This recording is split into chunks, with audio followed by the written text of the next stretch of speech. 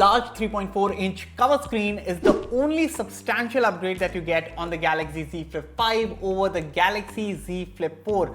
But trust me, it is all that matters, and if you have been a long time Galaxy Flip user, I am sure this is all you ever wanted.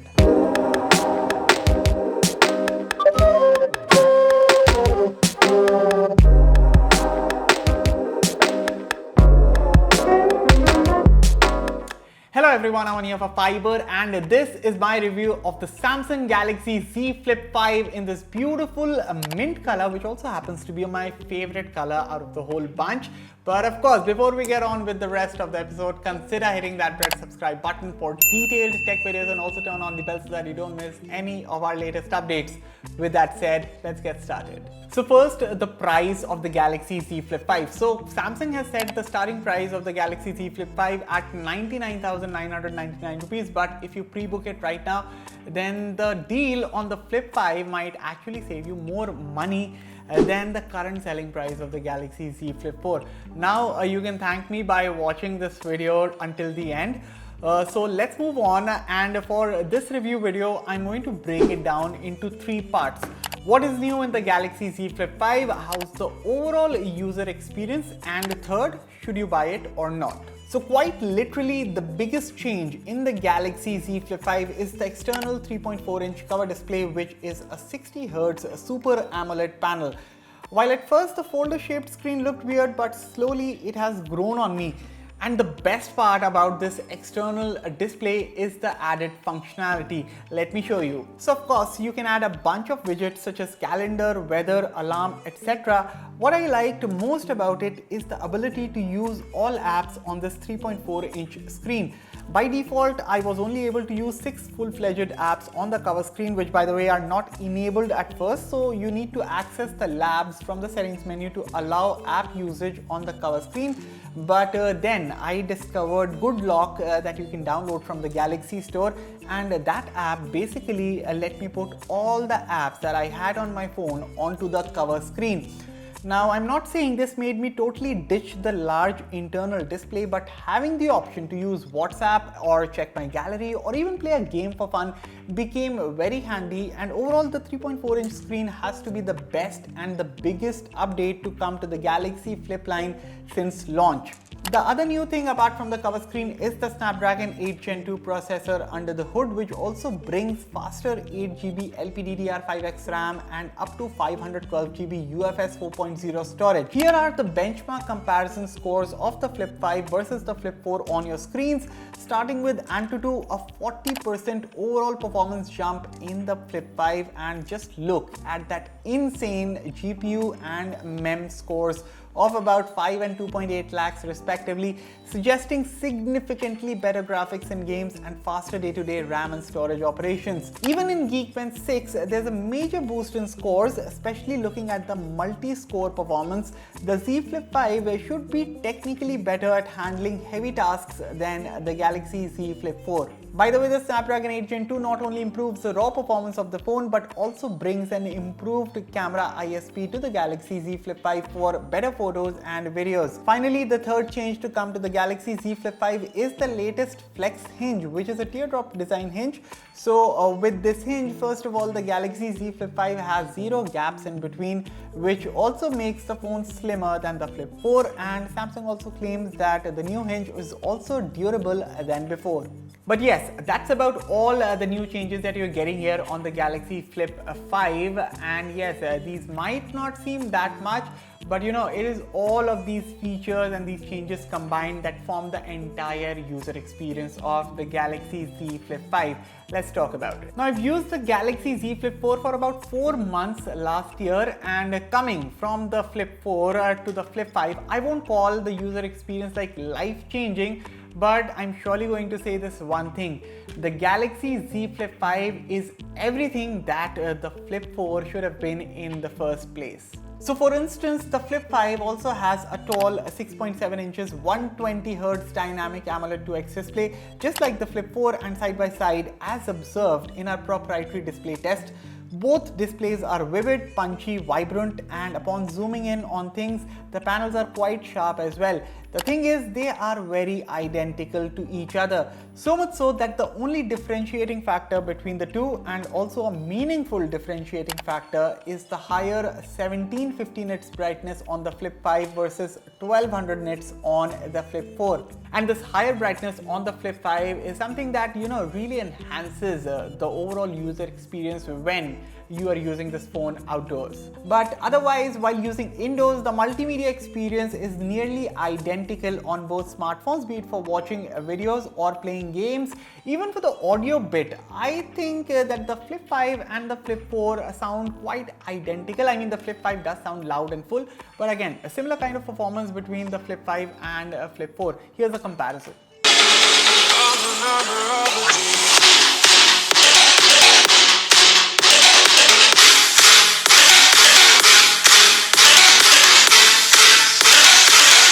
Design and build wise, the Galaxy Z Flip 5 does use armor aluminum for the frame. There's Corning Gorilla Glass Victus 2 protection on the outside and inside, and with the IPX8 rating and the zero gap design, the Flip 5 should hold up better durability wise over the Galaxy Z Flip 4. Now, one of my complaints with the Flip 4 was that dust and debris easily swept inside because of the gap in between, and because of that, the screen protector came off near the crease, and that does not look nice. However, I'm expecting that with the Flip 5 and the new design and the zero gap, this problem should not exist like for the larger picture. And overall, I would say that I loved the form factor before, and I still love the form factor right now. And the zero gap might not be a deal breaker for some, but that is something that I've been expecting on Samsung Flips for quite some time now, and so glad that Samsung figured it out with the Galaxy Z Flip 5.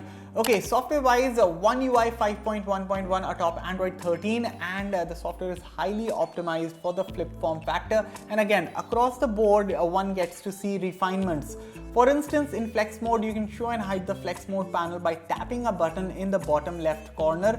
Additionally, one of the buttons now quickly lets you access a second app in split screen. Additionally, there's also an option to control volume and brightness from the Flex mode interactive area, efficient and handy. But apart from the Flex mode, the main software trickery comes into play is on the external cover screen, because again, you're able to control the Flip 5 without even opening it. Then you can use any app, you can reply to text, you can check your photos and do so much more. And just like Samsung's other flagships since the Galaxy S22 series, the Galaxy Z Flip 5 is also promised to get 4 years of Android OS upgrades along with 5 years of security patch updates. Now, performance-wise, the Galaxy Z Flip 5 is very good, although thermals could have been better while using the external display for prolonged periods. So whenever I put load on the cover screen, say for taking a bunch of photos or killing time with a royal match, the small external display did get warm. But I am happy to report that running any sort of task, from basic stuff like watching videos or browsing the web or calling, etc., to playing graphics intensive games such as Asphalt 9 and BGMI, the Galaxy Z Flip 5 performs quite admirably.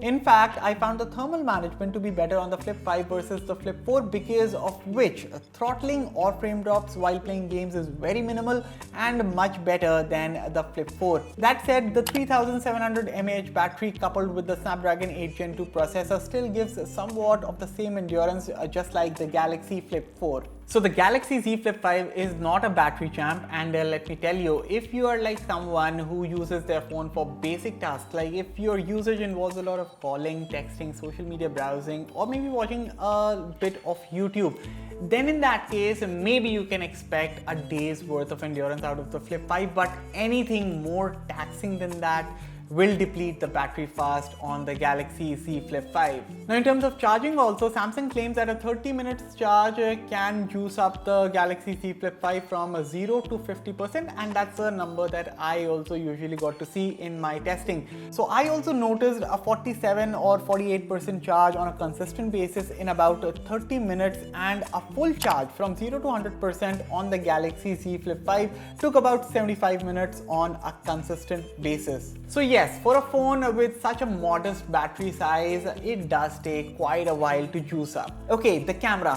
Very straightforward setup, just like the Galaxy Z Flip 4, only now that the camera lenses on the Flip 5 are horizontally aligned. So two 12 megapixel rear cameras and a 10 megapixel selfie snapper on the internal display. Now comparing Flip 5 and Flip 4 side by side in this photo, and in daylight, I observed both smartphones click very identical shots for the most part. In fact, it's only upon zooming in closely is when you realize the details and facial tones are slightly better in Flip 5's image.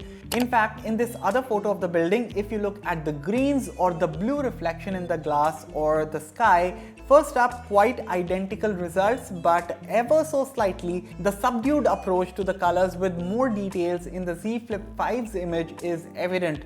And generally also the Galaxy Z Flip 5 with the Snapdragon 8 Gen 2's ISP and Samsung's color tuning takes some crisp and vibrant looking photos. Again, I found the color processing to be slightly better when compared to the Flip 4. Human skin tones are handled quite well, and while the colors in photos do exude that typical Samsung vibrance, the overall result looks quite appealing. The color disparity among the primary and ultra-wide lenses is negligible, so good job there as well. Now, where the Galaxy Z Flip 5 really shines is during photos taken in not so favorable lighting, and this is where I feel the major improvement comes in when you compare the camera performance with that of the Flip 4. Given a decent amount of artificial light around, the Galaxy Z Flip 5 captures some nice looking shots with balanced exposure, punchy contrast and decent amount of details. Now, selfie performance from the 10 megapixel snapper of the Flip 5 when compared with the Flip 4 captures better facial tones and better overall colors and contrast. Although night selfies are okay-ish in my opinion, the details could have been better, but again, you can always use the rear camera with the cover screen to always click a much sharper output. So right now I'm shooting from the rear camera of the Galaxy Z Flip 5. This is a 4K 60 FPS recording. This phone can shoot only up to 4K 60 FPS videos. Like unlike the Galaxy Z Fold 5, this phone cannot shoot 8K videos or for that matter HDR 10 plus videos. But nonetheless, solid cameras, the video recording capability is quite great. You can see the quality for yourself. Colors look nice, vibrant. Stabilization is also good. There's no issue. I didn't find any issue while panning or moving around. So stabilization is quite good. How does my audio sound? How does the overall video look like? Let me know everything in the comments. And next up is the selfie video recording. And this is the selfie video recording on the Galaxy Z Flip 5. Again, 4K 60 FPS is supported here as well on the front camera. So that is good. And just like the Fold 5, the field of view is quite good. How does my audio sound? Since there's construction work going behind me, and you can also check out the HDR performance right now. So does a pretty fine job with HDR also, and the overall quality of the video looks quite good. Vibrant colors again, and skin tone is also looking quite fine. What do you think about the overall selfie video? What do you think about the audio quality, the stabilization? Let me know everything in the comments. And next up is the final verdict. So overall, while the camera system on the Galaxy Z Flip 5 isn't as good as the flagship S23 series, it has definitely made improvements over the Galaxy Z Flip 4 from last year. So with all things considered, should you purchase the Galaxy Z Flip 5 as a brand new purchase? Or say, if you have a Flip 4 with you, should you even consider upgrading from the Flip 4 to the Galaxy Z Flip 5? Yes and yes. And I say this because while the other foldable smartphone, the Fold 5, is a great phone, it is still a somewhat of an incremental upgrade over the Fold 4. But when I compare the Flip 5 with the Flip 4 or even the older Samsung flip phones, then the 3.4-inch screen on the outside of the Flip 5 is a huge addition, and it's a practical and usable addition. Plus the zero gap design, better durability, and not to mention the refreshed hardware only make the Flip 5, and I will say it again, the Galaxy flip phone everyone had ever wanted. Although I will still warn power users to steer away from buying the Galaxy Z Flip 5 because battery life or say endurance is not a strong suit of the Galaxy Z Flip 5 or for that matter foldable flip phones in general. Fiiber rates the Samsung Galaxy Z Flip 5 a solid 8 out of 10. But yes guys, let me know your thoughts about the Galaxy Z Flip 5 in the comments below. And as always, for all the latest in tech, stay tuned to Fiiber. I'll catch you all in the next one. Till then, take care of yourself and Thank you for watching.